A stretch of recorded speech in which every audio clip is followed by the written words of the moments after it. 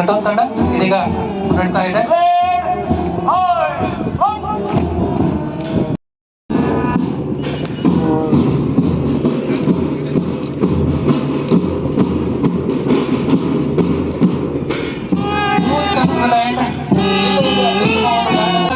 ಅವರ ಆಕರ್ಷಕವಾಗಿರುತ್ತದೆ ಬಗ್ಗೆ ನಾವೆಲ್ಲರೂ ಕೂಡ ಅಭಿಮಾನದಿಂದ ಪ್ರೋತ್ಸಾಹ ಕೊಡೋಣ.